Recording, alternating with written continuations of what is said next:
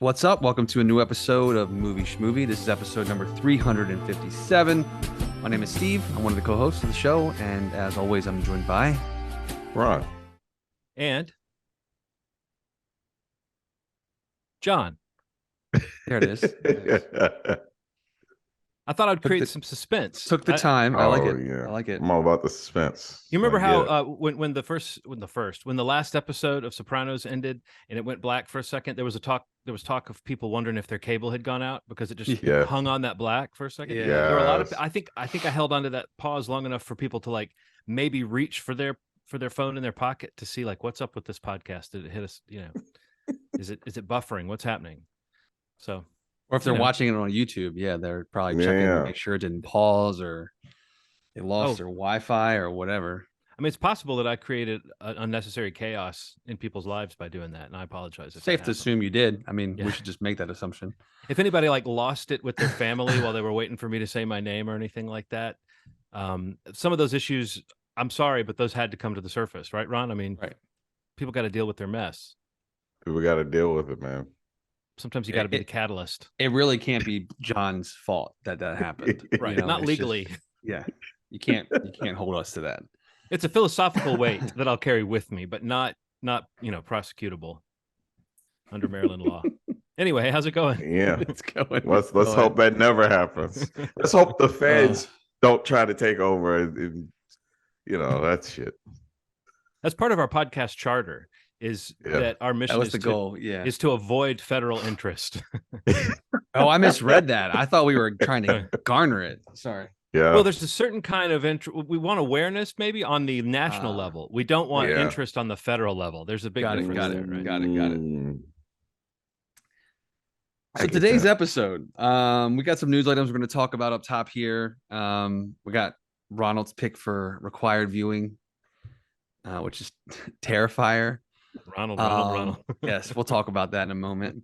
And then after that, we're going to kind of just do some, catch ups and randomness and bits and bobs and what we've watched here and there. So, Ronald, why don't we just start the podcast? We were talking about this before we started recording.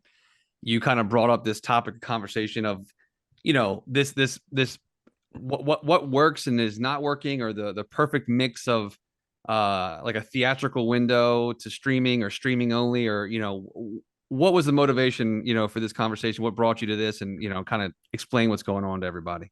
I think with the release of Barbarian and Smile, I think about some of the strategies that have kind of come during the pandemic. The pandemic is still here, but you can go to the movies now and not feel too crazy about it. Right. And I'm noticing that some companies are choosing to still go straight to streaming service, and then some have kind of gone for the whole give it a window, whatever that may be, to be in the theaters, and then release it to PVOD and typically streaming after that. Sometimes it's simultaneous, but it seems to be PVOD first and then to the streaming services. And the rewards that are kind of coming from it, like I say Barbarian is one of those things. It garnered a bunch of buzz in the theater, and now that people have kind of gotten it in their hands, there seems to be a popularity to it. PVOD's doing really well, and this is the last part of it. I kind of call it the bootleg sort of complex. So back in the day, when you get a copy of a bootleg, and it was clearer, like high level bootleg, it would kind of feel like, I've kind of duped the system. I have something really cool.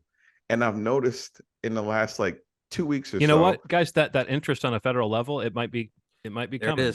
There it is. Yeah, it might be coming. I use a couple words that might set the feds off. So so I noticed that in the last 2 weeks or so, with the release of Barbarian, there's like this thing where people are like, hey, have you heard of that movie Barbarian? And they'll look kind of side to side. They're like, it's on HBO Max and it's on PVOD, and the one with all the buzz. And there's like a weight that comes with that. Right. I know that that's a good option now, but how do you feel about the straight to PVOD versus I'm so sorry, straight to the streamer versus this route of the little theatrical window, and then I mean, I think an interesting starting point is like really looking at the landscape and seeing how many different variations of it that there are. So, yes. you talk about, you got words like streaming, PVOD, theatrical. So, and in some cases, movies kind of touch all three, like Barbarian being an example that does hit all three because it was theatrical, it's on PVOD, it's on HBO Max. Like it's kind of checking certain boxes in these Yeah. equations or these formulas that they seem to be toying around with to see what works the best, either across the board or for a certain kind of movie or a certain kind of release. But yeah, I mean, so we're talking about, movies that come out from the spectrum of a theatrical release that has like a truly protected window. Something like Top Gun Maverick most recently is the true exception to what seems to be coming the rule, which is a movie that comes out and is in the theaters for like pretty much 3 full months, if not more, with no exposure digitally or online. So outside of a possible bootleg, a literal bootleg, you're talking about a movie that, gets that protected window, which is what it always was for the most part pre-pandemic, 90 days usually minimum. And, now we see these mixes of releases where, Universal, for example, has this program where, they can put a movie in theaters and based on how it performs opening weekend, they basically then get an option to either release it digitally in 17 days or to keep it in theaters for a longer run. I think it may be 30 or 45 days, whatever they decide. But, and then on the other side of the spectrum, you have these things that are just coming out straight to streaming and really kind of like the Pixar, Disney stuff. Really, it's has sort of become, and maybe some of the HBO Warner titles like during the pandemic where they were doing the day and date releases, are kind of on that side of it where, some of those things are completely skipping a theatrical release, like a lot of the Pixar things had done, with the exception of Lightyear. And, then some of the Warner stuff was like day and date where they would be in theaters in peak pandemic, really still, but then was coming out on HBO Max because they were trying to launch that platform. I think when we were talking about this, my gut tells me that it seems like movies that go straight to a streaming option, even if it's day and date, it does seem to really kind of hinder the performance of a movie box office wise. It doesn't necessarily mean that not a ton of people are seeing it. Like, I guess most recently, Halloween Ends was one of those that went day and date. It still had a really good opening, but then you see, it dropped massively in its second weekend, assuming that a lot of people probably watched it on Peacock or the digital platform or whatever it was on, I think. But it is kind of like a weird balance because I think if they're putting marketing into a theatrical release, there is an interest to try to like leverage that as quickly as possible to still get people looking for it digitally. I think Barbarian is a good example, or Smile, where movies perform well in their theatrical window. They don't have to go to the full, 45-day necessarily, but they can make a lot of money in theaters, quote unquote, a lot of money for, their budgets, and then find a place on streaming or digital or video on demand, whatever it might be. Because it's still leveraging the marketing from the theatrical release because it's like a funnel. I mean, ideally that's what they want it to be. But it's an interesting topic because I think they're all trying to figure that out still. And you see studios say one thing one month and then backstep it the next month, like HBO Max and Warner's, for example, like how they've kind of pivoted the whole thing because they're seeing that, like, they're not getting a massive return on some of these things that are going directly to streaming, on whatever the given platform may be.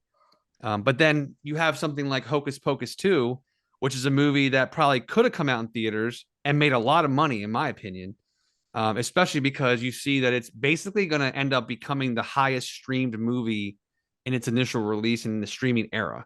Like, they released the numbers for the first, I think, 2 weeks. And I think when it hits 30 days, which would be in like a week or so, where they can finally make that announcement. And a word on the street seems to be that it's going to be that.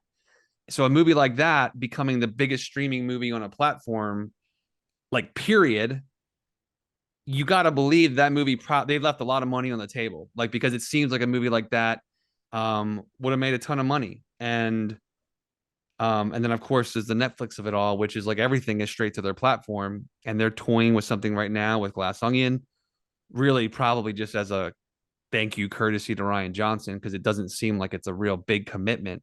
But it's a baby step in a direction for them where they are putting a movie in theaters, in the major theaters.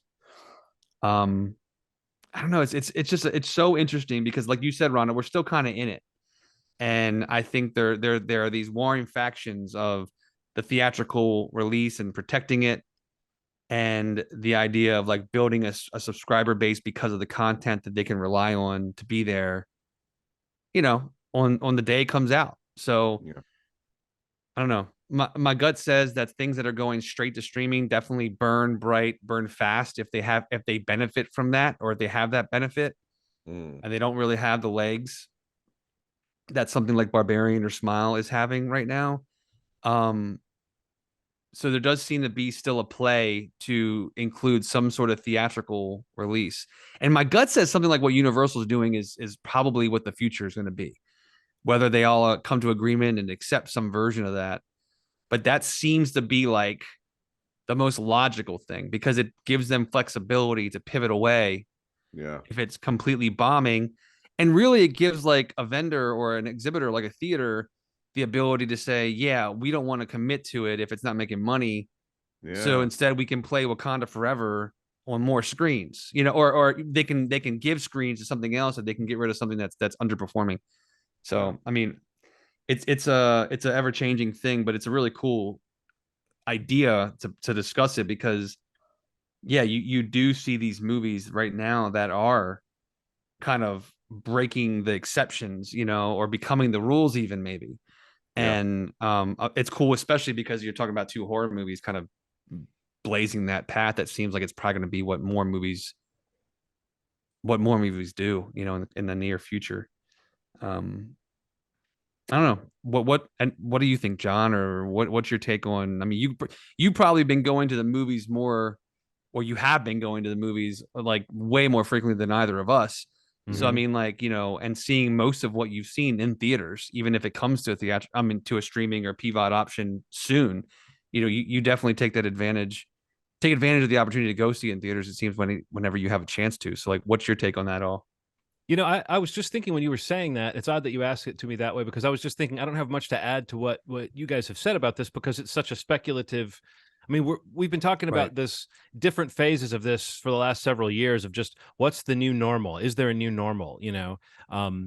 But when you ask about the theatrical experience, for me, I think that the only movies that I am aware of a release date and that I have a release date in my mind. It used to be every movie that I was interested in seeing, I had a release Right. date in my mind for it. Mm. Now, the only movies that I have a release date in my mind for are the ones, well, I mean, unless I'm just super interested in something, in which case I'll have a sense of it. But in general, there's like so much stuff coming out now, as we've said, that you don't always anticipate things like you used to, So Yeah.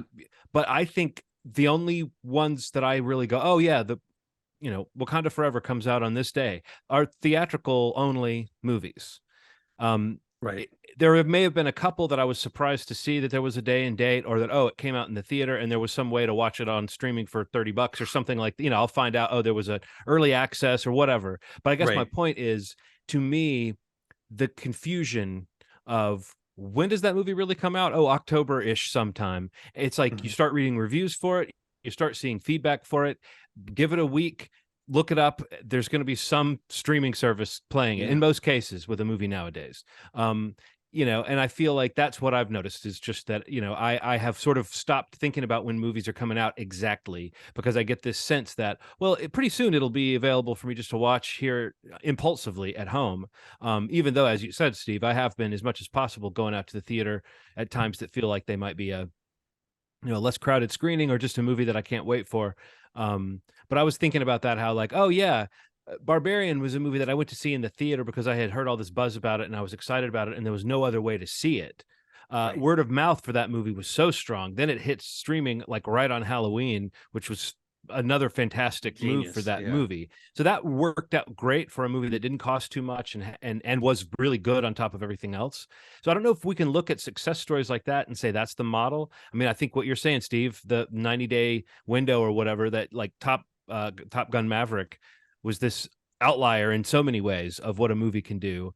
You can't really say that's the model either. Hocus Pocus 2 maybe even would be too big of a movie to say this is the way all movies might perform or this is how they might fare. Yeah. But I think that sense of like, this is an event, there's a date on the calendar, everybody's going to be talking about this movie on that date. I think that gets blurrier for these movies that come out in New York and LA, and then it hits streaming a couple weeks later, and then pretty soon it's almost like you don't know when it's safe to say, let's talk about this movie, or has anyone seen this or anything. So I think there's a sense of confusion I have about like, when's a movie really coming out? And also the fact that they can make a choice after the first week too, as to like how quickly it's going to hit streaming. Yes. You know, all that just feels like it's almost like, just if a movie's coming out, give it a couple of weeks and look for it. You'll probably find it at home. But if it's such a success like Top Gun Maverick, then that's the kind of movie people are excited to go to the theater for. And that, you know, I didn't hear a single person who said they felt ripped off by that, by going to the movies to see that. Yeah. But a lot of movies you kind of would, especially if nowadays it's a more premium experience for people to say, I'm going to drag my ass out to the theater. We're going to mask. We're going to do whatever we're going to do. If it's not a great movie, you know, it's another thing that feeds into that idea that only the big event movies are going to be like the huge theatrical hits. But that's a separate topic. So yeah, to the point where, like, to add to that point, to the point where you might go see a movie, have a bad experience, and then like they're like, I'm not going back outside to see a movie right for the next year. Right. Hollywood's burned me. I'm done with Hollywood. you could do that now and not feel like okay, so you can be like, if you're okay, missing anything. Yeah, you're like, okay, so I'll watch Andor until this movie comes out. You know, like I'll watch this movie I watch this show till this comes out. That makes you know what I've realized about Top Gun, because it's a mixed bag. It's like it's a combination of serendipity, you know, nostalgia, you know, bro culture, everybody loves Tom Cruise culture, but they earned those seats. You know, one thing I will say about that movie was I saw that shit everywhere. Yeah. And them waiting the way that they did and promoting it the way that they did means they earned people coming into the seats like they did. Like, there wasn't a place where I went where I didn't see anything about Top Gun. And that's why they waited. They knew that, sure, the movie's incredible. But on top of that, this marketing is going to get people to fucking see it. And it did. I mean, like, I saw the trailers and I was like, holy shit. I mean, you know, the little behind the scenes things they were doing, showing it how it was filmed. I'm like, this is unique. This is expensive. This is special. And I should go see it. I feel like, at least for them to make some of that money back. These cameras are specially made just for this movie. It's like weird things I was thinking about that I never considered for any other movie. So what genre would you say Tom Cruise invented with Top Gun Maverick? It's like this nostalgia. They should actually have a genre of movie just called like nostalgia. And it kind of fits. I think that is actually every movie coming out nowadays, mostly. Yeah. But so like I just know that he created sci-fi with Oblivion. Man. I just didn't know if this was a new genre. He did. But he also created I'm going deep on inside jokes on the show. Everybody out there listening, listen to every episode so that you can get the joke that I just yes, it's such a silly fucking. But yes, I think you know, Top Gun Maverick was such a weird, successful movie, though. Like it was it's almost weird to talk about it because even people who didn't like that movie loved that movie. You know, like yeah. Like yes. I didn't hear a single person not go, oh, I just like, even if people thought it was over the top and ridiculous, they talked about how much they loved seeing it in the theater, or how it was great to see that big, or the jet scenes were great. I don't know. I just feel like that movie was a weird outlier, but I do think that Tom Cruise, I mean, we've talked again, there's so many overlapping topics in this little discussion because the star power aspect is something we talk about a lot. And that's another big question as to like what movie can actually go to the theater? What is the star of the movie? Is it the franchise? Is it the studio? Is it the director? Is it the actor? You know, there's almost like you could break it down on those lines and say that most of the movies that have these huge theatrical releases are the movies where it's like the franchise or the name recognition.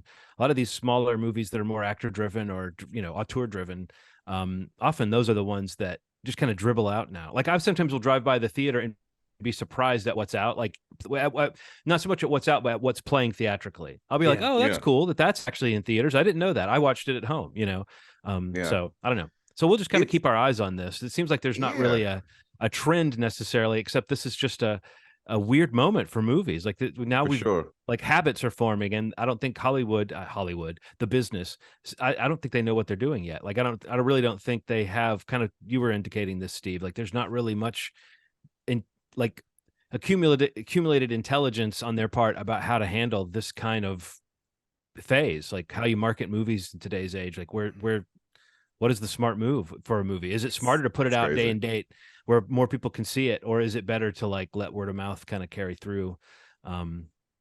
So yeah. What's the other story we wanted to talk about? Oh, you had No. I was gonna say that's pretty interesting. Yeah, let's go to the next. What was this? Oh, the merger, the big merger.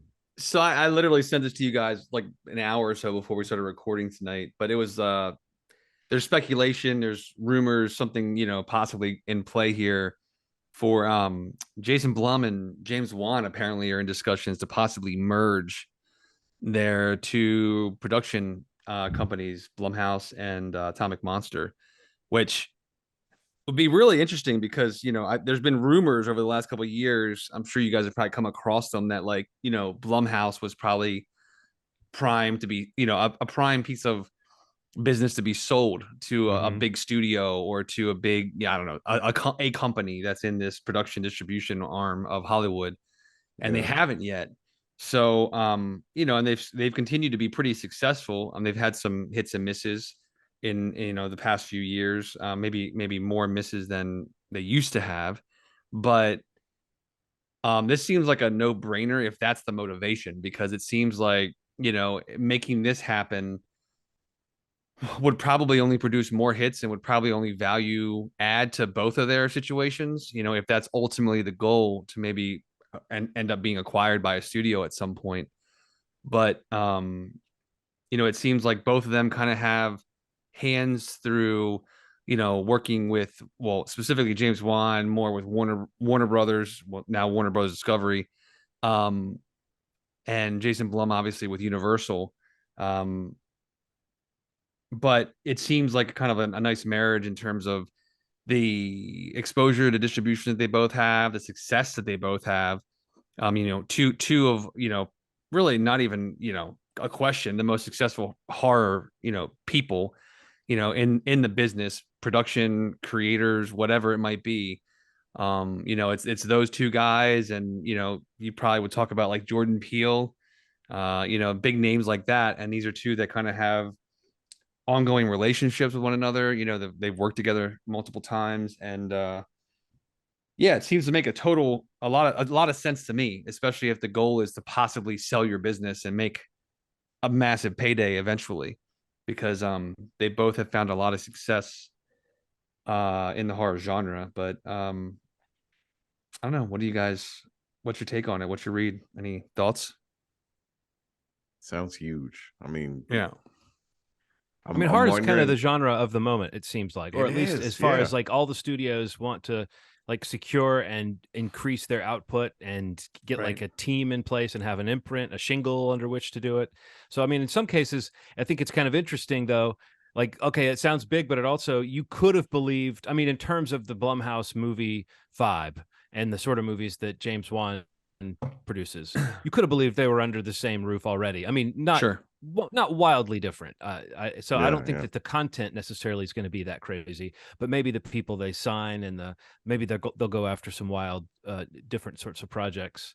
But it's kind of like when Disney buys some company, it's just, oh, now they have one more giant franchise under their their auspice. It won't really change that much, but it is interesting to picture that like it's news that this is like the kind of news you hear about James Gunn taking over DC. It's like, oh, horror, they're setting up a major horror concern here. It's kind of like, I don't know. I wonder if that will fade. I wonder if it'll be just like superhero movies where there's a fatigue over like studio horror films, in a few years. But as a horror fan, I like when I hear that that's something that studios recognize is making them enough money that they can you know, that the money counters are excited about making more of it. So Yeah.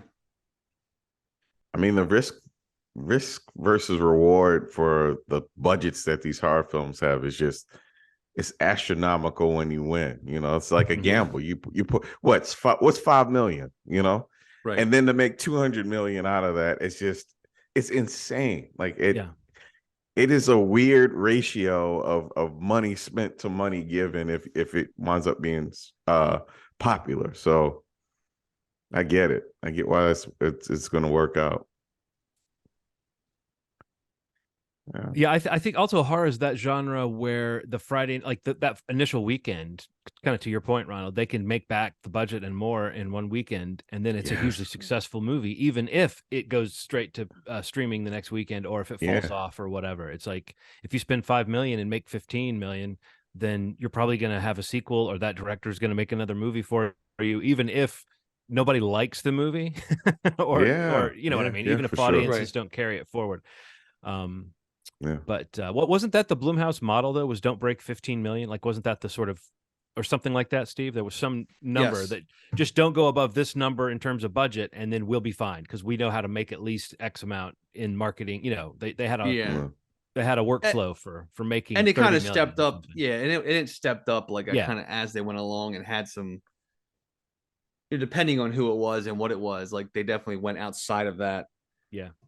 Restriction, but I mean that was just like a part of their model. Yes, exactly that. Like they, really wouldn't. They'd let you make your movie, but you made your movie with this budget, and and they would help find an audience for it. And they've been wildly successful. And Jason Blum is just I think a genius. Personally, like I love listening to him when he's on different podcasts and just reading some interviews he's done. Wait, there are different podcasts? Yeah, they exist. I don't like to talk about them a lot, but they're out there. They sound shitty. But it's just like he's such a good mind, and he's got such a history in the business, and his success that he's found is not luck. It's he knows what to do, and he's got a lot of really kind of progressive, forward-thinking ideas, especially in the streaming context too. Like he's got like some interesting outlooks on, motivating streaming platforms in terms of their production slate, to kind of get people to have more of a dog in the fight, when they make these movies on streamers, when they pay them up front and they buy out their back ends and they do all this stuff. It's like, is there really motivation to like make this successful, like as a actor or as a producer or as a whatever, because if the streamer's buying you out and paying all this money up front and there's no back end, or there's no motivation for points in the, in the streaming game, like that there's no structure for that. And that's kind of what really kind of blew Hollywood up and, made the blockbuster created the blockbuster in a lot of ways, is to kind of motivate the people that were being in these things, that were acting in these things, to choose things that they believed in and were willing to like put it on the line for to make it successful. So he's got a lot of ideas around that, and I think it really kind of applies, or could be applied maybe to some of the output that they make with this, if they merge these two and whatever it becomes known as.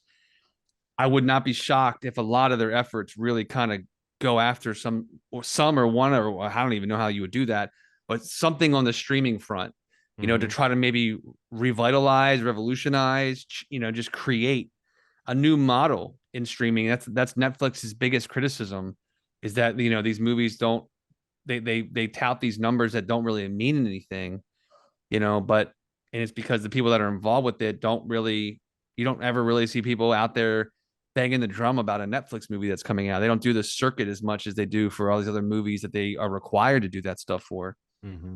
But I don't know, like if any that interests you, in the last year, he's done at least a half a dozen interviews and about that topic specifically, about the motivation for the streamers to maybe engage more with creators and actors and producers on back end, stuff, so that they're not getting it up front, and they're, maybe have a little more motivation to like create a product that's going to have staying power, that's going to really catch on, or create some sort of word of mouth.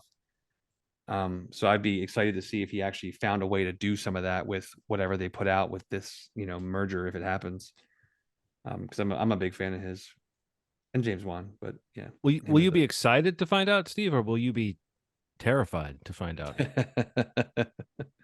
Well, I guess it depends how it ends up, but nice transition there, John.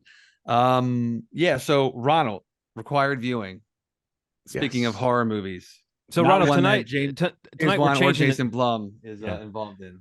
Tonight we're changing the name of this feature from required viewing to explain yourself. Yeah. So I mean, I'm just kidding.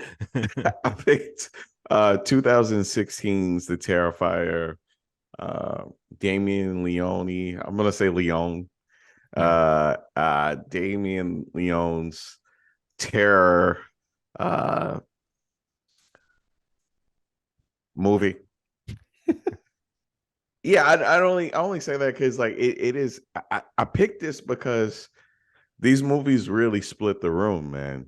And I'd never seen them, and I see Art the Clown everywhere. I see Art the Clown art. I see Art the Clown clips, compilations, and with the release of Terrifier 2, I kind of wanted to get it under our belts just to see it. I didn't have any expectations beyond that there'd be a clown in it.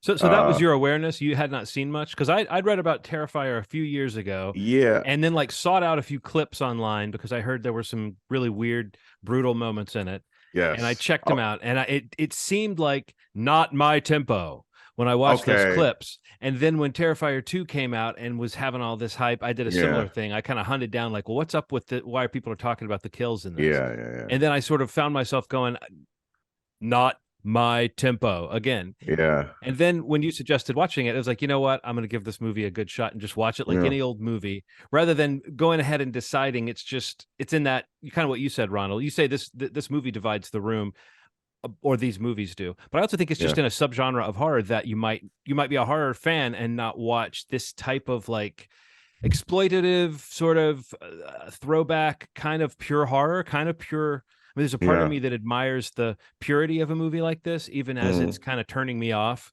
with like every creative choice just about. Yeah.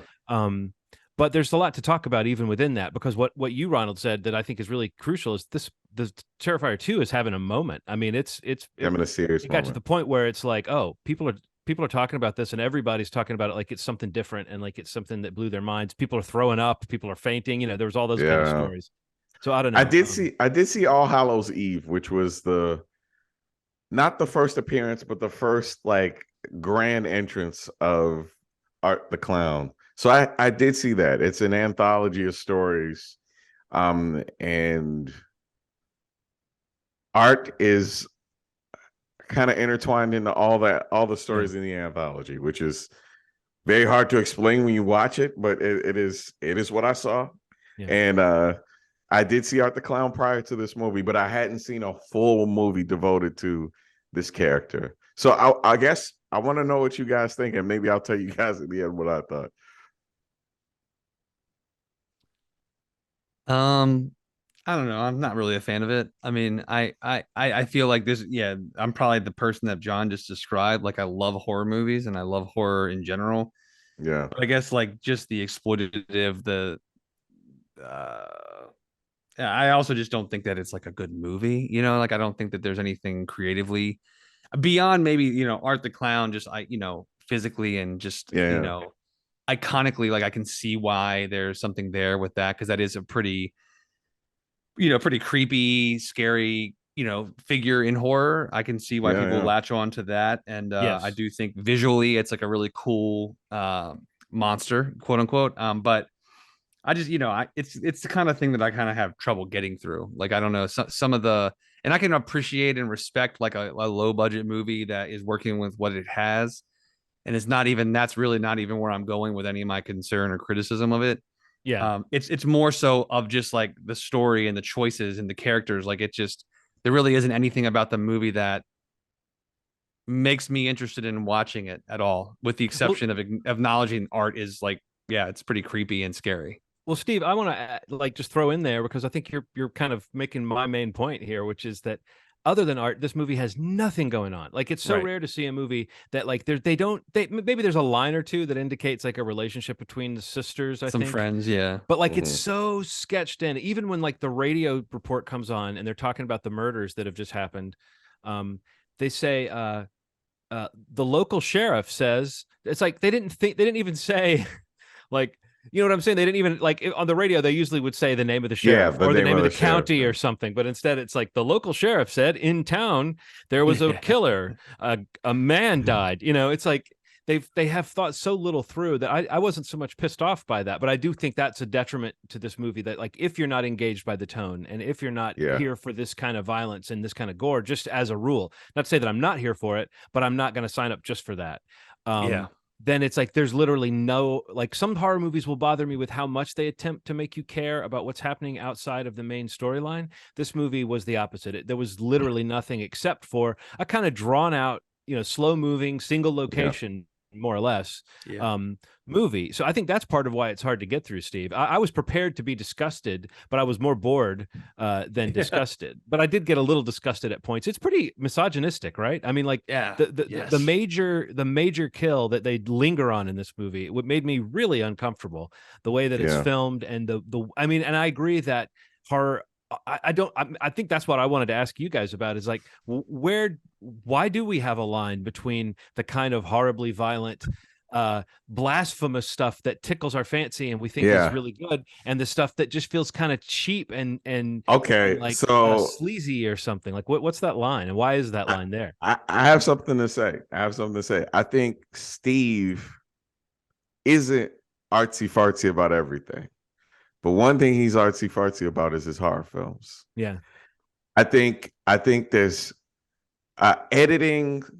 There's a art to good horror films that this lacks. It's almost like man. You know, there's something that really bothers me.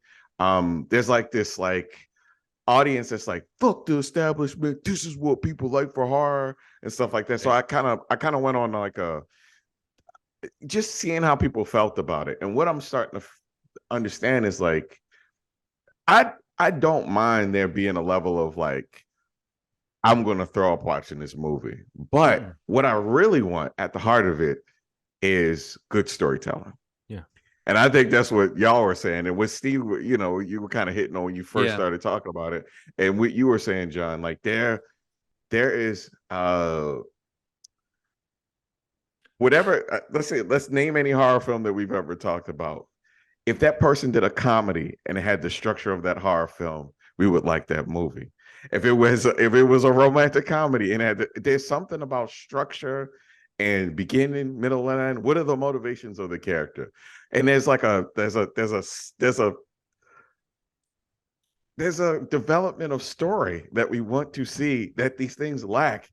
And it's almost like if somebody cannot differentiate this, because I talked to somebody about this, Terrifier 2 from Barbarian, if you cannot differentiate what makes Barbarian special as a storytelling versus this one, I will slap the piss out of you. It doesn't make any sense.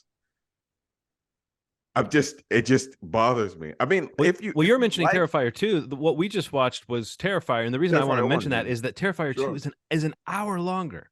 It's a 2. Yeah, it's like a 2 hour and 20-minute movie. Yes, and I watched enough of it to know that it's it's not because I have not finished it, but it's not because so much happens in it. If you were thinking, this must be right, because the idea of like a horror epic, I like that. I mean, that made me go, someone could do a slasher epic. You know, you could do it.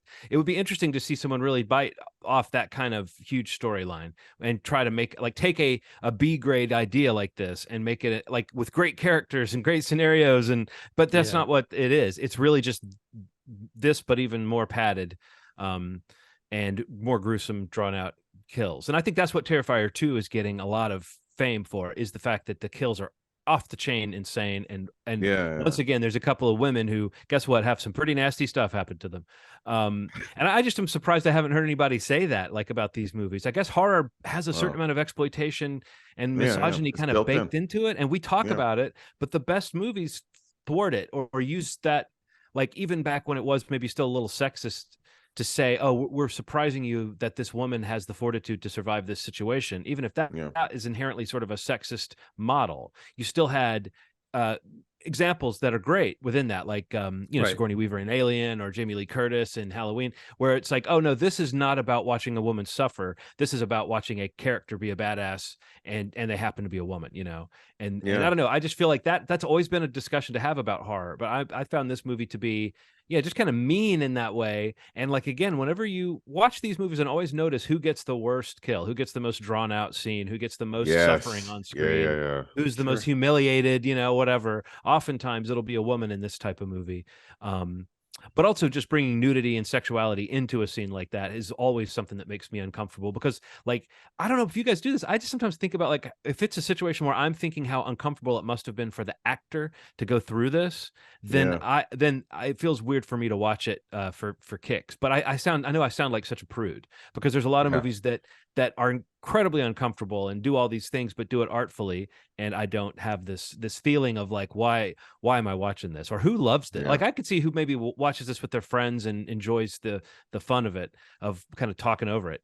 But who loves this movie? Outside of, as you've said, I will say, the design of Art the Clown, the way that his eyes and mouth become these, like, black maws when he's in the shadows, his weird teeth, the fact that he's silent and he mimes and he mocks people and he does little mincing movements that kind of make fun of people and stuff. That stuff is all pretty effective and pretty creepy. I really wish there was any story to him at all, and that there was more going on with the characters, because then I think the low budge aspect of it would have appealed to me, or I would have admired the of it. But instead, I was kind of like I said, I was turned off at so many moments where normally a movie like this, if it was chugging along, I'd be getting more invested because of the hat trick of being cheap and being scary and gory and all that. Like, I don't know. I like to feel like the actors seem like they're having fun. And maybe they did in this. Maybe they all had a blast, but it looked to me like I don't know, a miserable experience. One thing I did really enjoy was, like, when you realize that the scope of what art will use to kill somebody is not what you think it is. I love that. I love that you're like, it's this. Oh, but it could also be. I don't want to give it away. Well, no, I will say that there's a thing he uses that often I think kind of breaks the slasher rule if a slasher uses this weapon. But it was almost, if I had been there and this movie had me there in that darkly funny place where I was laughing despite myself, I would have found that moment funny maybe. But instead it was just like, man, this is so ugly. And I just felt so bad for the character and the actress and myself. But no, I do agree that is like and also just the mechanics of him. Like I said, there's no story to him. Maybe in the other movies you get a little bit of a story to why he's the way he is. He just kind of shows up. I would say that should make him creepier, but I think instead it made it feel to me like there's, like, once again, there's so little going on under the hood of this movie. They nailed the image and the idea behind a mime killer. Also, the way that he kind of goes out and just mills about and interacts with people outside of the kill scenes, that there's something to do with that's funny. Like, I want to see him at, like, a department store, at the mall, or at the food court, or at the post office. But they didn't really do that. So I guess I give them high marks for Art the Clown, and low marks for just about everything else. I kind of like and maybe the gore. The effects were decent. I'll say, like, the effects were pretty good. Like, the practical stuff looked pretty good. Yeah. And I mean, I think I liked it had really nothing, from the beginning, it's bookends, but, like, I think I kind of like the device they use in terms of, I guess, the reveal of who the character is at the beginning, versus the wraparound and who that character is. Like, I think that was kind of cool. Yeah, but I think loved getting from A to Z, like, if there was any kind of quality or something in between the two, I would have cared about that reveal. Yeah, just being like, oh, that was kind of cool, an interesting way to tell the story. but I wish I was interested in it all and in it or the people in it. But yeah, this one wasn't for me. Sorry. Yeah, I get you. Well, there's I know you didn't make it, Ronald. I'm just No, I saying, know. like, it's just this is not one of the ones that works. And you for had me, not but- seen. No, I think this required viewing is not. I mean, it's any movie. So if it's something none of us have seen, that's fine too, because you can do what you've done, Ronald, which is force a topic. I was looking forward to us eventually watching these and talking about them just because they are being talked about. So I'm glad to kind of rip the Band-Aid off of this and just let it happen. But I will say this, I just have a couple of like nitpicks. One thing is, it was a bad omen for me when this movie started off and the written and directed by Damien Leone credit was up, and the written and directed by isn't really centered right with the name. It is kind of Things that should be centered but aren't. I as a former graphic designer, that gives me a massive headache. But the fact that it's the written and directed by credit, you would think of all the ones, you would at least make sure. At least you would think Ego would lead you to check that one. right. The one thing also I noticed that I just thought this was funny. There's a part where a person is attacking a wooden door with a metal pipe. There's a chain around two handles, and there's a master lock on the chain. In the order of what would be likely to be broken by the pipe, you would say maybe the wooden doors first, maybe the handles are next, maybe the chain is next. The least likely thing to break with the pipe is that you would just open the lock with the pipe. But that's what happens, is that the master lock is popped open by being hit with a pipe. I thought that was silly. And the other thing I thought, this is more of a question this is more of a comment than a question. Those were more comments than questions. This is more of a question than a comment, I guess. There was one scene after he kills the bug guy, and spoilers, folks, the bug guy dies. He looks off because he hears the bike bell. And then he like walks away. And the next time we see him, I think he's riding the little bike around and ringing the bell. What the fuck? How did the bike bell ring when Art wasn't on it or ringing it? I mean, I honestly am saying, is there some kind of entity hinted at that I didn't know about that I just didn't get? Is that like an alarm system that he has that just sounds like a bike bell and he hears it wherever he is in the building? Is he in that building? Is that where he stays? The woman who has a doll that she thinks is a baby, she kind of seems to know him, but then also doesn't really seem to know him. I was wondering what you guys made of that, and did the bike bell, how did you interpret him hearing the bike bell and then walking away, and the next time we see him, he's on the bike? Was someone on his bike? Is there a character we don't know about? I didn't think that far into it. Okay. Me either. I'll be honest. I thought, if anything, I would say it's like just he's crazy. Maybe he's just hearing, it's time to go. It's time to go. Is that he doesn't get a dinner bell, he gets a bike bell. Is that lady home? Was that lady homeless? I thought she honestly, said it like he was a tenant, like she was a tenant. She was talking to the other woman like she was. When we first meet her and she talks about the situation, it sounds. I thought they were doing their attempt at sort of a Texas Chainsaw Family kind of thing, where it's like, oh, he hangs around this old warehouse and there's a homeless lady that he kind of interacts with, and she's nuts. And I thought, but then when it turns out, it's like, oh, she seemed to be finding out he was a murderer in this movie. And then her fate is horrible too. But you do see her naked, folks. Don't worry. So I thought I found that was that was confusing to me, like what her role was. And also like the janitor guy who was working in the adjacent building, it kind of seems like he would have been around this scenario enough to see what was going on too. And I couldn't tell how much he knew. At first I thought there was going to be a lot of like a little team of people that were working under Art, or maybe like his servants or something, but that didn't happen. So anyway, Art the Clown. Art the Clown. More like Fart the Clown, am I right, guys? Then he comes in and kills me. That's the kind of shit he would kill you for. Yes, absolutely. And then he'd like cut your leg off and beat you with it. But not like a regular level, till you were mush. Yeah. That's just the whole motivation of this guy, is to do overkill for every kill. And maybe he would eat my face. Yeah. Yikes. Yeah. There was no consistency to it. No. Is he a cannibal? What kind of killer is he? Is he human? Honestly, he's all of them. He's not. No. He doesn't seem to be human. He's either. all the killers. Yeah, he's all the killers combined. Well, we'll come back and address the Art the Clown phenomenon, because I really think that whatever they have planned next, that's going to be the thing to be curious about, right? Because after Terrifier 2 made such waves, I feel like, somebody's going to bankroll some 3, or they're going to get at least more than they've had, and maybe they'll finally explain. Maybe a prequel where we see what happened to his teeth. Yeah, it's just him eating cotton candy all day and then going to bed without brushing his teeth or something like that. Yeah. Oh boy. Yeah. So Steve, you said you hadn't. Oh wait, it's time to name the next required viewing for next week. Yeah, it's my turn, right?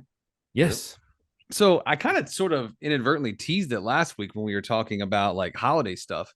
I kind of asked about planes, trains, and automobiles, mainly because I was thinking about picking it, looking at the calendar. I saw that it would line up with Turkey Day. So, yeah, a movie I love, and I look for a reason to watch anytime I can this time of year, especially.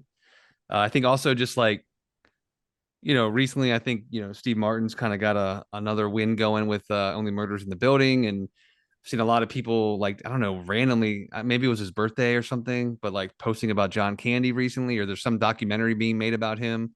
Yeah, there's a doc. So I was just like, in my feed, I was seeing all that, and I was just like, yeah, that's even more reason. So yeah, Planes, Trains, and Automobiles, 1987, written and directed by John Hughes. Big fan of his, obviously. Of John Candy, of Steve Martin. Pretty awesome cast in this movie as well. But yeah, nice holiday film. It's on what is it, on Paramount Plus? If you have a subscription there, I think it's also on Pluto TV. Possibly. I think I saw that on the Just Watch app. Real quick plug for the Just Watch app. If we don't get sponsored by them, but if we ever mention stuff on the show, it's a great app that you can do either on the website, or if you have an iPhone or Android device. You can just type in really anything and it tells you where you can stream it for free or where you can buy it if it's available digitally. But yeah, it's really what I use to try to find anything if I want to know where it's at, even relating to the topic earlier about if something is streaming or knowing what's coming out. It's a pretty cool little app that is extremely accurate. So yeah, looking on that, it looks like it's Paramount Plus and Pluto TV. If you have either of those, want to watch along with us. Cool.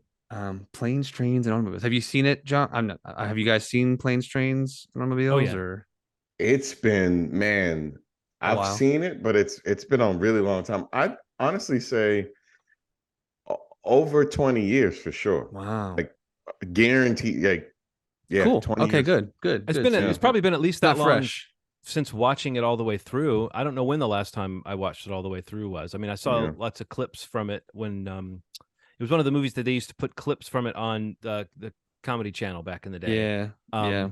And I saw it when it came out. I mean, I was a huge John Hughes fan at that point, and also a big Steve Martin fan, and a big, I mean, when I was like 12 or 13, whatever I was when that movie came out, I was definitely in the age of every week, if I could, getting dropped off the theater to go see something. And that's something that would have been top of my list. And I have very, very fond memories of it. And I think it has grown with me in the years since, because when it first came out, I thought it got a little sappy right at the end.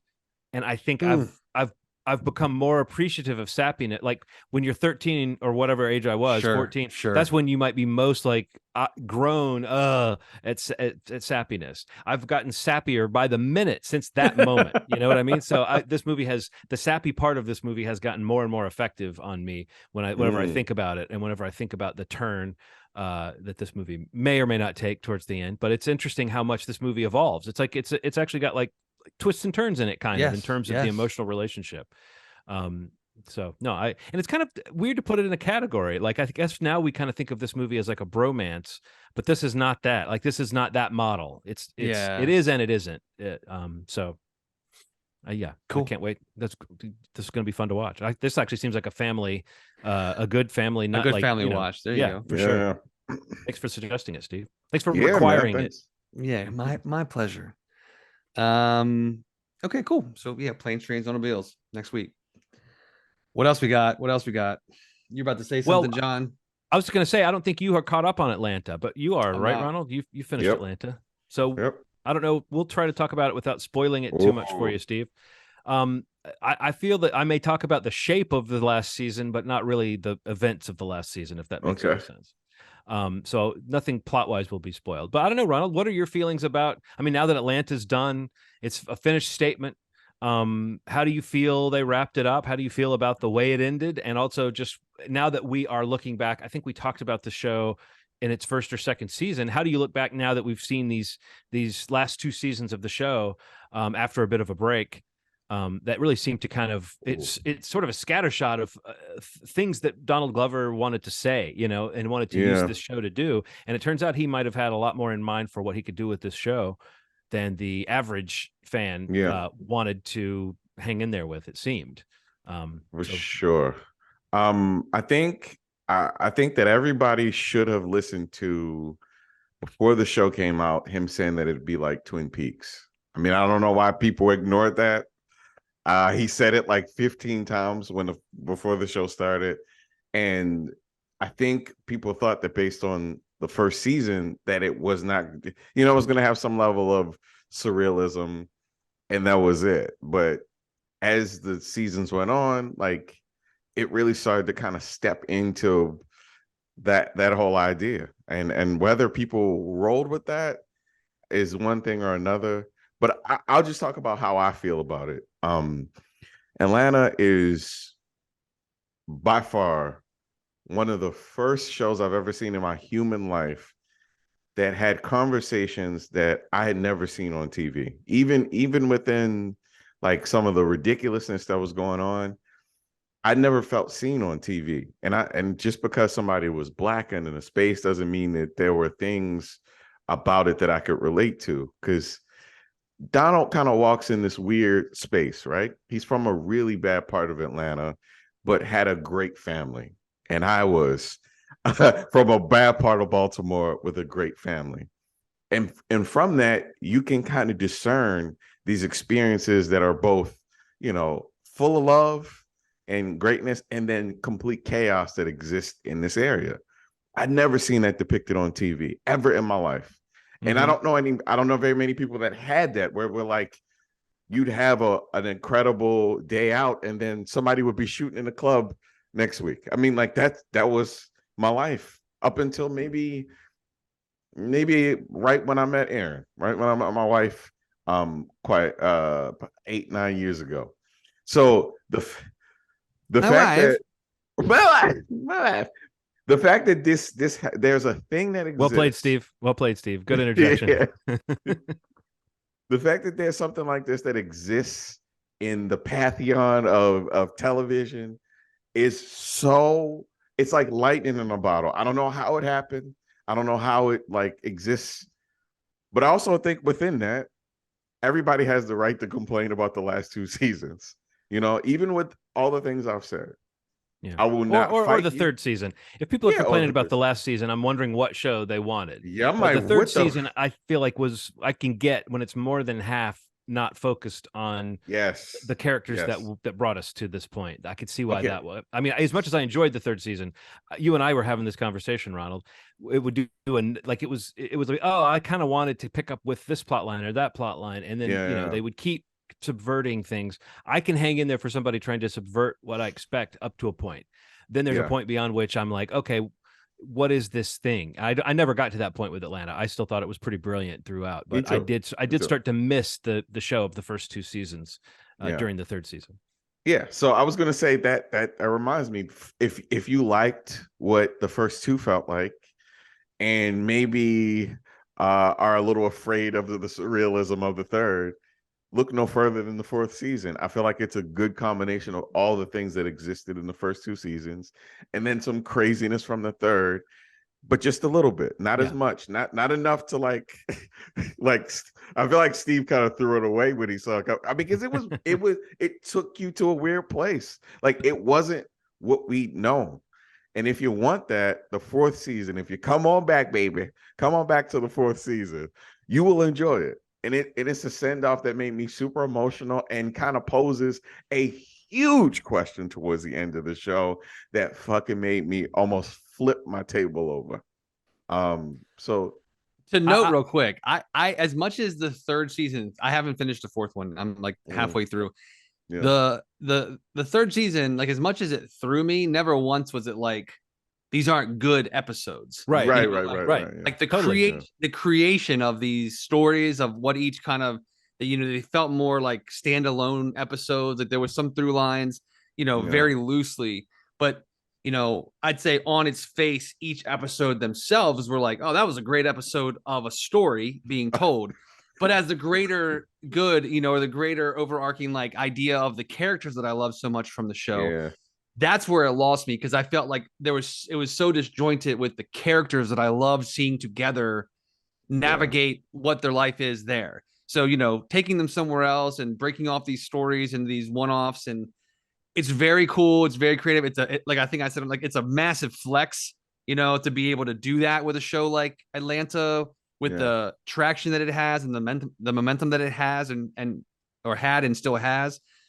That's the only thing that really threw me, you know, and not to the point that I'm not going to watch season 4, but it was to a point where I'm like, am I going to get to see that show again that the first 2 seasons, like I loved, you know what I mean? Like, it's like, and yes, you do. It kind of, you know, I can feel it coming back on track right immediately. But that was the weird thing about that season for me, was not like quality of anything. Because like the people at work here are just like top of the line, everybody involved. You know, it's just, and even what they're even, you know, the storylines of each episode, like what they're saying and what they're speaking to and on is just, you know, top shelf stuff. It's just, it was selfishly, you're just like, I want to see those characters together, you know, in their hometown. You know, I want to see them there. But not, sorry to interrupt you, but just to be clear about season 3, it wasn't like a turn it off, you know, this is crap. It was more like this show pivoted a little bit.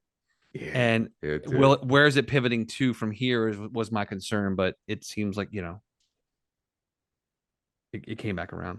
Well, I mean, with this cast and everybody being busy and pandemic hitting, I can see how this 3rd season, they did what they could to get a season together. The 4th season is much more the characters interacting, and at least every episode hangs in there and focuses on one of our mains, even if they're not all together. Darius is still sort of a recurring character more than a main character in the 4th season, but they make use of him. Same with why am I not remembering Zazie Beetz? Van. Same with Van. She's not in every episode, but you feel her presence. Donald Glover, have we not said his name? We keep saying he. In relation to this show. But Donald Glover, who kind of co-created this show with his brother. Okay. And Hiro Murai is a director who, like, it had a lot to do with the shaping of the look and feel of this show. The great Stephanie Robinson is a writer and producer of television who had some great moments on this show. You know, there's definitely a creative force behind this. And so, yeah, Steve, to your point, the episodes we're talking about that were like abandonments of the characters of the show and the through line of the show were often artistically beautiful and impressive. And this show has always been beautiful in that way and impressive in that way, and like just shot as well as anything can be. And the way the last episode is both a super satisfying last episode of this show and also another kind of subversive episode of this show. Like, it gives you those moments that you want from a last episode, the heart you want, but it also, as Ronald said, kind of introduces a philosophical question that's extremely meta and extremely mess with your head, but also kind of like, you know, something you can almost explain away as it's ending, because you kind of know what you've been watching for 4 seasons. But the show, the fact that they managed to introduce that kind of an idea in the last episode and it works is a testament to what they've introduced thus far. That's experimental from the first season with the car, the invisible car or whatever that was. You know, that's like, there's these little things that are like signs that this show would step out and take these flights of fancy. And I've loved it when they've done it. And I've always loved the boldness of it. And I think the 3rd season is that push to the extreme. This season is that mix that you want. The surrealism, the humor, the character, the darkness. There's a couple moments in the 4th season. There's one storyline about Ern, Donald Glover's character, that's about the darkest thing they've had one of the characters on the show do, and they don't really come back to it. They kind of just say this is part of the tapestry of this character. But these characters have been so at odds with each other and so separate for so long. The way the show and the final episodes makes kind of like, are they going to come back together, and how the way it makes that question the front line question, you know. I thought that was cool, and I think that it did make me realize how much I care about Earn and Van's relationship, and how much I care about Paperboy and Earn's relationship too. Favorite episodes. When I was looking at all the episodes, I honestly realized season 2 it's got the bangers in it. Season 2's got Teddy Perkins. It's got Alligator Man, which is incredible, and it's got maybe my favorite, Barbershop. I honestly, I think Barbershop is one of the funniest episodes of television I've ever seen. Not just because it has a Zaxby's reference in it, but even with that. No, I just think that like that season has. But I mean, there's other episodes and other seasons that are as good as those. But I realized that the first 3 I thought of are from season 2. What are some favorite episodes for you, Ronald? Alligator Man. Cat Williams is so good in that. The season opener of season 2 is cinematic. I watch it like once a month because it's the way that it's Tarantino-ish. It starts with 2 kids in a room playing video games, and somebody just offhandedly says, "Hey, I heard that A, B, and C," and it just gets crazy from there. That's what I love about that show. The camping episode of season 4 broke me. To the point where like zeros and ones were coming down in front of me. One thing that is really cool about this show is when it started, I did not have a family. And then, season 4, times passed. I have a family now, and there's context for the show. That episode, we've seen these people go through this relationship throughout the years, and one of the most powerful speeches is given. And I know I've said it. If you've ever loved somebody enough, you've said it randomly. You've kind of tried to express, because like, if you're lucky, you have somebody that doesn't need you. That's like a thing I've been thinking about. Like, you probably met this person. The best case scenario, when you meet somebody you're in love with, they don't need you, and it affects the way you think about your love toward them, and the independence. There's a fierce independence about people. I could tell John, your partner's like that. Steve, I know your partner's like that. You could tell that there's a fierce independence that, and it's something about that Nikki could drop me in a second. The second you met my wife, your first thought was she doesn't need him. But you know what I'm saying? No, I know what you mean. Like, you wouldn't, like, if you've ever been in a situation where somebody needs you, it's a little bit, it can be a little creepy, or it can be a little like, I don't know if I can vouch for you because you need me. But honestly, what you're getting at, Ronald, that scene, that speech, that moment is so powerful because, again, it's what I said a minute ago. I didn't realize how much I was invested in that. And particularly for like these characters, the growth, the showing, like, I love to see characters sort of show that growth, and whether it clicks or whether it really works or not. It's great to see someone who you're wondering what the message of a show like this is going to be. It's great to see that the show wants you to at least be going into these final episodes loving these characters and caring about them. The show's not going to burn you for caring. It doesn't mean everything turns out great. It just means means that the show's expecting you to care. You know what I mean? The heart in the show has been real. And the moment you're talking about is an unexpectedly sort of sincere moment. Like, I kept waiting for things to turn, you know what I mean? I kept waiting for some really effed up mess to happen in that episode. And it was more personal and intimate. And I thought that was really beautiful. By the way, I love the Farmer Alfred episode too. I just want to say that episode was, it was really good. Yeah. And I only said that to say, like, it's like the relationships are based in want, not need. There's something about that sort of dynamic for all of the characters, because they met each other. I forgot, I rewatched the first episode after the last episode, and it lends itself to that theory. But also, Ern did not like what's the name, the friend, not on the Darius. He didn't like, is that his name, Darius? Yeah. He didn't like him. He was talking during while Paperboy was there. He's just like, who is this person? Why is he talking? Ern did not like him. And to think that eventually that turns around and he depends on him and they depend on each other, that dynamic, it didn't exist before. Yeah. And now you're seeing it kind of evolve to fourth season, and they look different than they did before. You know, it's interesting. It's really cool. I just say that to say, watch season 4. No, I loved season 4, and I thought the last I episode was love it. great. I honestly thought it was and it was the kind of ending I want this show to have. It didn't lay it on too thick. It left me with stuff to think about, but it definitely left me with a sense of resolution about where these characters are going and where they're at, and just like I said, is like Better Call Saul ended, and my favorite thing about it was, oh my, what I wished for this character was to have self-awareness, and I kind of think that that's what you're hoping for with Earn too. You just want him to know what he's got. And I feel like at the end of this fourth season, he seems to be centered in that way, or at least the story seems to be about him becoming centered in that way. Yeah, and I think sure. that's cool. But yeah, let's not like this whole cast, the four main people, but especially Paperboy, I think is, I mean, that guy. I was shocked in that episode with him just like fixing a tractor, Ronald, how much I could watch him just do his business. Yeah. Like follow him around all day. And I love the way he is with people, like the guy down at the store, the little redneck guy that he was dealing with, who's kind of like, you kind of want to hate him because he clearly has he's got like a Confederate flag and shit on the wall. But also he's not unfriendly to Alfred, and he tries to help him with his wild boar problem.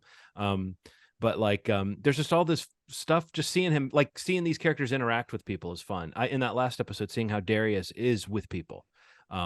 Just how he interacts. It's like, oh, that's a sign of a great show, is when you just like watching how the characters are, just watching them be. And I love minutes. What did he say? You've been in there for 32 minutes. What? 32 minutes? Steve, I can't wait till you see that episode. I laughed so hard when I heard it. Definitely, definitely look forward to seeing it. I was gonna say, you're talking about favorite episodes. I mean, you mentioned Brian Tyree Henry. I think also in season 2, the Woods episode is probably one of my favorites. Mainly because for me, the show is Paperboy, and I love him. Anything he's in, he's just like, he's one of the best out there right now. Yeah. So that's, I mean, obviously Teddy Perkins, like the Alligator Man, those are amazing episodes. But for him, in terms of a showcase, that episode kind of always stood out to me. Steve, how far have you gotten in season 4? Have you gotten to the 3? I'm on episode 3. Okay. So I won't say almost halfway. Yeah. No, there's a really good there's some really great Paperboy stuff, but there's one storyline that happens at a mall that is just so insane and so funny, and yeah, he's fantastic in that stuff. Yeah, like where he's him reacting to some insane shit happening. He's a guy who just really doesn't want to be bothered. So funny, man. And you see him in enough things and you realize what a performance that is too. I think that's another thing. I feel that way about Lakeith Stanfield as Darius too. They definitely bring themselves to these roles, but you see them in other things and you go, oh yeah, that's a real character. That's a real performance. Like Paperboy is not who he is in other movies. So it just makes you think much more about the choices of that character and the body language, the everything. So what a great voice that guy has. He does, man.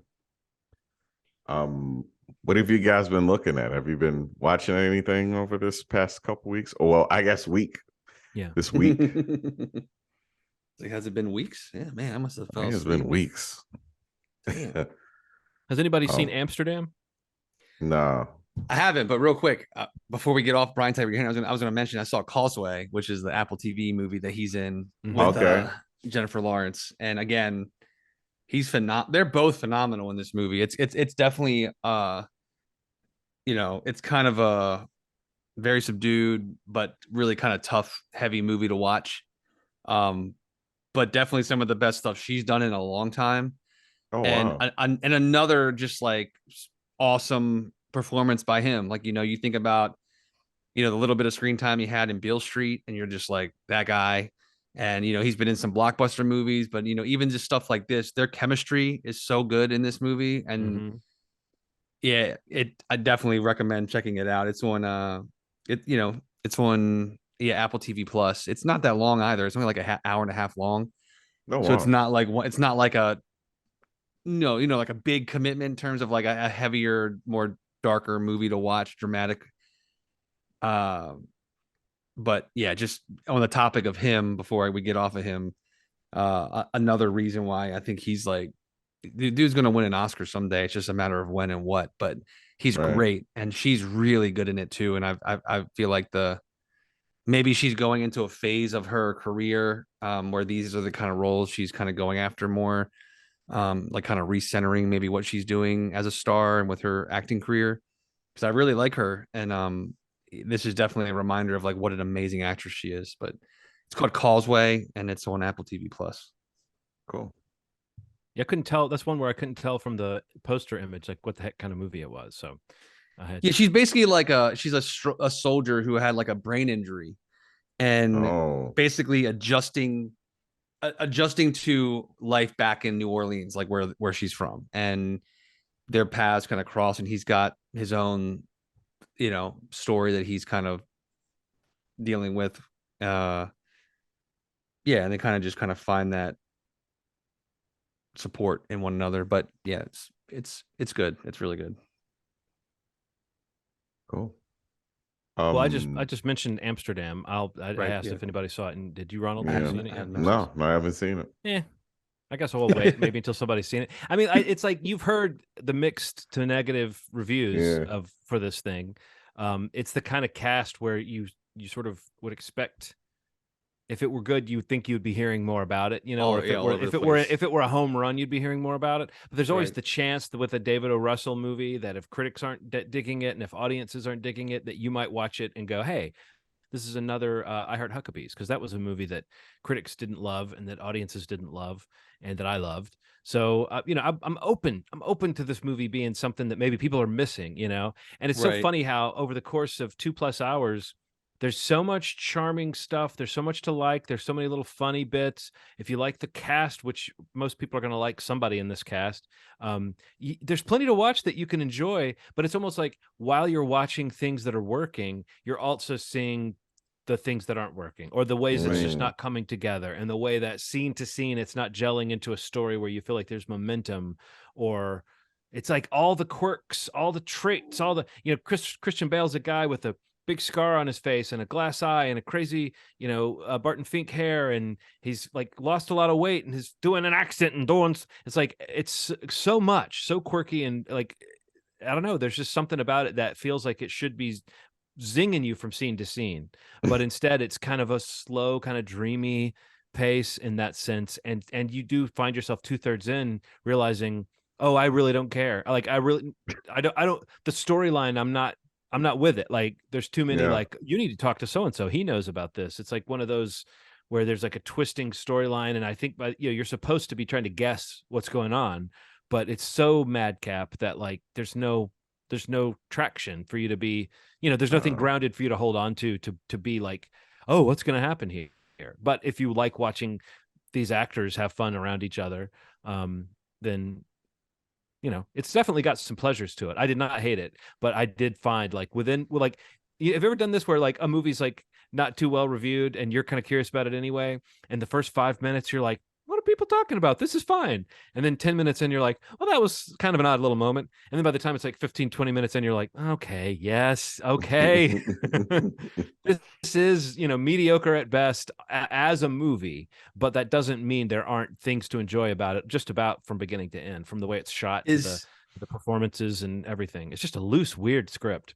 Is this solidify the take that they need to stop trying to make John David Washington happen?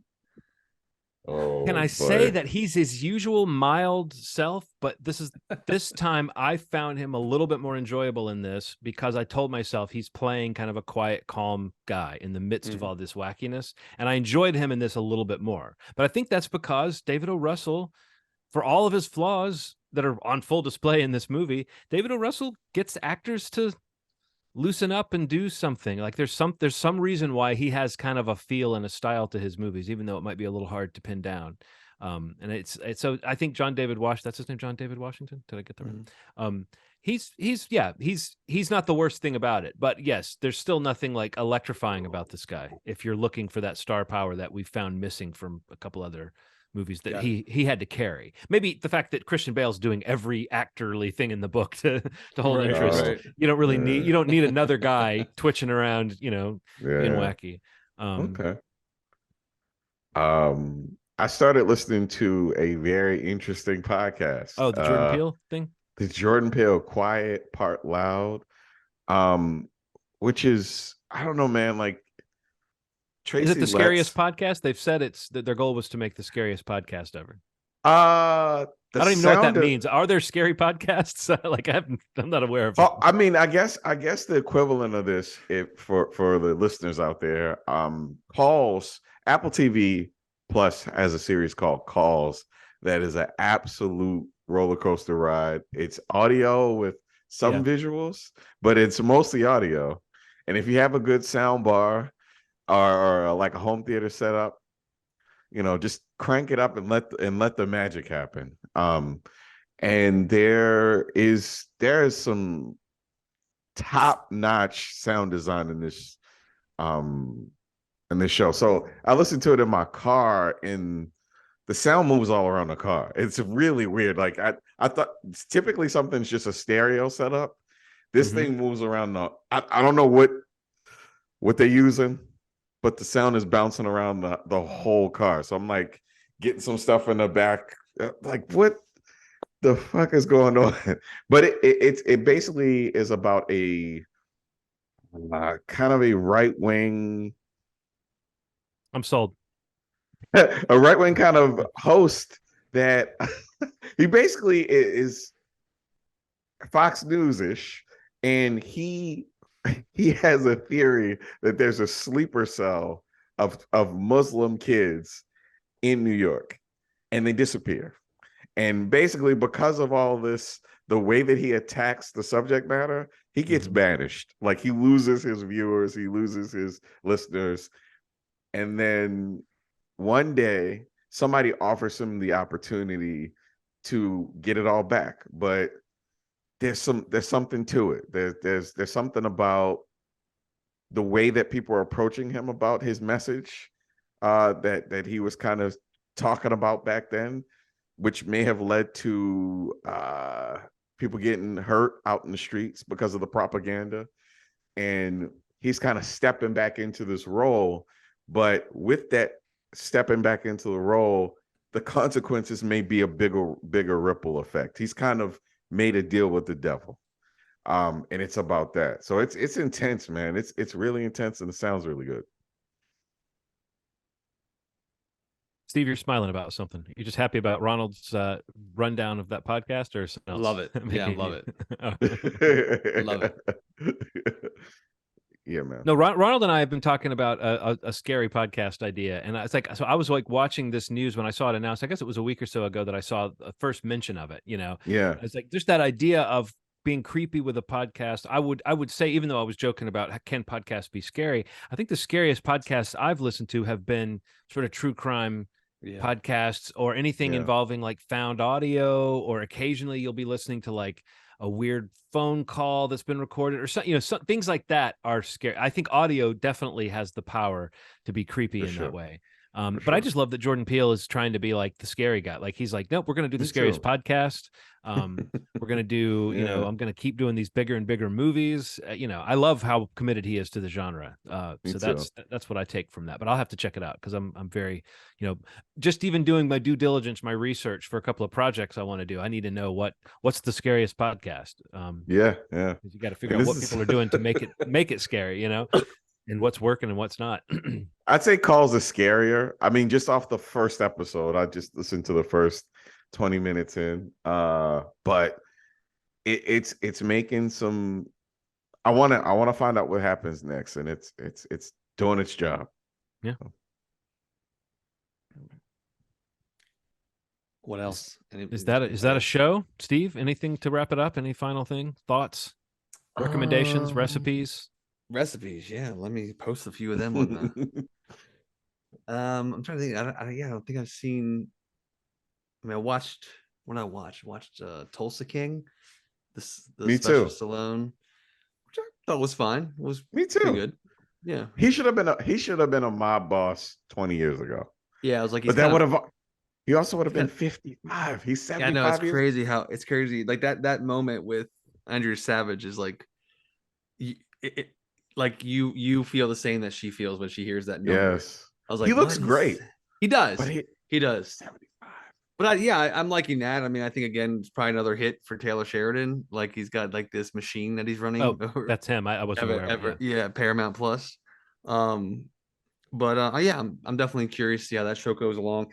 I guess in general, like I wanted to I think I maybe mentioned it one other time, but with the season wrapped up, I just wanted to again, if I didn't, maybe the first time, the AMC Plus series Interview with the Vampire.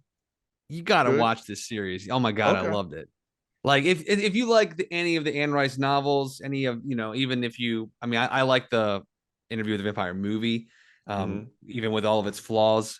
That came out, I guess I don't know when that was, in the mid 90s, late 90s. I don't remember, but yeah, I mean, just what they've gone, where they go with the series is definitely way more in line with the book, which some people will like to hear, I think, but I think like that, the estate had a lot more to do with the series, and kind of what and how they adapted the book to the TV. And I think just that format also just lends itself to being able to dive really deep into that story, which is just, I think, awesome. And like, yeah, the cast who they have playing Louis and Lestat, I think, are just incredible. Grey Worm from Game of Thrones, plays Louis. And the guy who plays Lestat, I can't remember his name. I'd have to look it up, but yeah, they're just really well cast and really go into like, the relationship, I'll say, that they have in the book, in the series as well. But yeah, that wrapped up its season like a week or so, or maybe a week and a half ago. Oh, cool. Right around Halloween. I like a full season to watch. Yeah, definitely recommend that for sure. I loved it. And I think it got picked up for another season. I think they even did that before it even aired, I think. Wow. But looks amazing. Really, really well handled first season. I can't wait to see more of what they do. But yeah, that's on AMC Plus. So yeah, Interview with the Vampire. Yeah, I think that was the only other one I was going to mention. Again, my woes of getting to the theater continue, and I haven't been able to see Wakanda Forever. I was hoping to be out to get out to see next week when they do the Glass Onion thing in theaters for the little run that it gets, before it hits Netflix in December. But we'll see how that pans out. Movieschmovie.com is the website. YouTube.com/movieschmovie podcast. Hit the site if you want to subscribe to the podcast in audio form. You can listen to it right there, the entire back catalog, or jump into whatever podcast platform you prefer to use, maybe on your phone. If you subscribe to it, please leave a review, a rating, anything like that. It's great for feedback, and also just to help people find the podcast when they search for the keywords that might drive them to this podcast. It maybe helps us a little higher in the search results. And if you're going over to what's that? Hunks. Yeah, hunks. Yeah. These are the keywords. Handsome. Yeah.